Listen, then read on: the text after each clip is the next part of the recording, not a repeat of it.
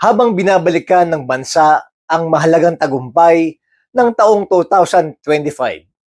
May isang kwento ng pag-asa at liwanag na namumukod tangi mula mismo sa dulo ng West Philippine Sea, ang Pag-asa Island. Isang kwento ito ng edukasyon, serbisyong totoo at pangakong tinutupad.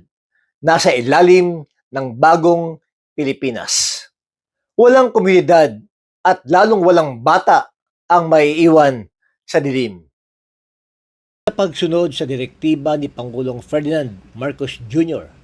na dalhin ang mahalagang serbisyo ng pamahalaan hanggang sa pinakamalayong bahagi ng bansa, personal na pinangunahan ng Department of Energy sa pamumuno ni Secretary Sharon Garin ang pagdadala ng mobile energy system sa Pag-asa Integrated School sa bayan ng Kalayaan, Palawan. Pag-asa Island Integrated School, energized na. Upang masiguro ang liwanag sa mga paaralang hindi maaabot na enerhiya, namahagi ang Department of Energy sa pangunguna ni Secretary Sharon Garin ng Mobile Energy System para sa Pag-asa Island Integrated School. Kasama nito ang 10 test na parol mula sa 10 iba't ibang probinsya sa bansa. Ang Mobile Energy System o MES ay isang solar-powered solution na may battery storage. Idinisenyo upang maghatid ng ligtas, tuloy-tuloy at sustainable na kuryente sa mga lugar na walang access sa main power grid. Para sa mga guro at mag-aaral ng Pag-asa Integrated School, ang sistemang ito ay nangangahulugan ng walang patid na klase, mas maayos na school operations at mas ligtas na learning environment kahit sa gitna ng mga hamon ng isang malayong isla. Ngunit higit pa sa kuryente, ang proyektong ito ay simbolo ng malasakit ng pamahalaan na anuman ang layo ng komunidad, pantay ang karapatan ng bawat batang Pilipino sa edukasyon, kaalaman at magandang kinabukasan. Sa ilalim ng bagong Pilipinas, malinaw ang mensahe. Ang kaunlaran ay hindi lang para sa sentro ng bayan. Ito ay para sa bawat isla, bawat paaralan at bawat pangarap. Unang-una, napakalaking tulong ito.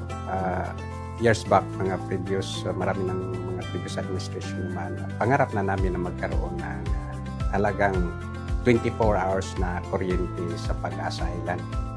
So, at natupad na po yung energy, yung dinonate ngayon ng DOA, dinala doon and establish, lalo na sa school, ay napakalaking tulong. In the sense na, minsan siyempre, itong diesel powered energy ng napukor, lalo na kung masamang panahon, minsan mabibitin sa fuel. So, at least yung ating school, yung ating mag-aaral, ay hindi sila maapektuhan. Tuloy-tuloy yung klase nila. Sa mga isla tulad ng Pag-asa, na hindi lamang komunidad, kundi simbolo rin ng soberanya ng bansa. Ang liwanag na hatid ng solar energy ay liwanag din ng pag-asa, kaalaman at paninindigan. Ito ay patunay na ang edukasyon, kapag sinuportahan ng tamang infrastruktura at malasakit, ay kayang baguhin ang buhay kahit sa pinakadulo ng mapa.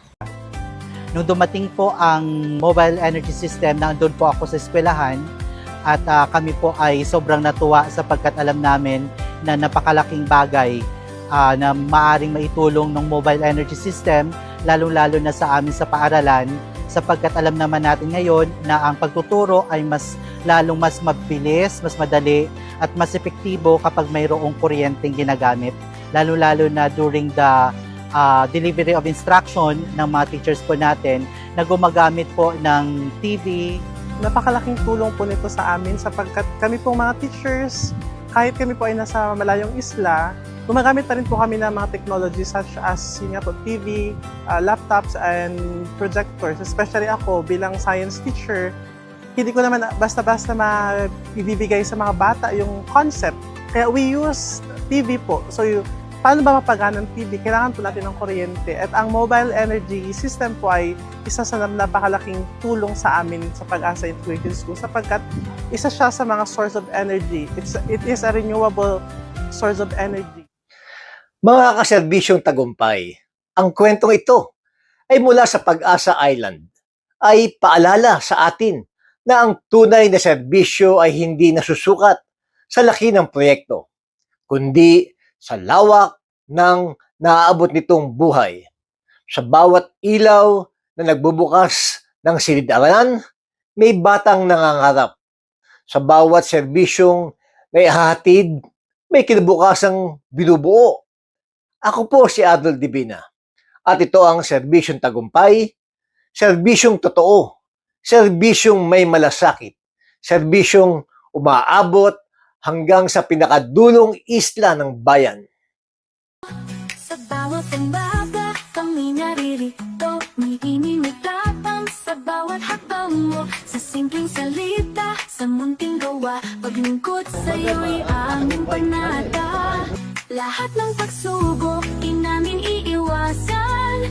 Kasama mo kami sa laban. Serbisyong tagumpay alay. Ako po si Doc Engineer Adol Divina.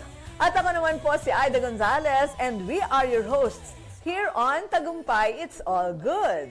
Dito sa channel ito, we bring you real stories, inspiring journeys, and good vibes na siguradong magpapalakas ng inyong umaga. Kaya naman, don't miss out. Follow and like us on Facebook.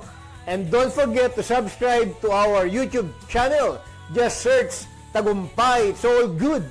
At syempre, share nyo na rin sa inyong pamilya, barkada at kapitbahay. Let's spread good news, good vibes, and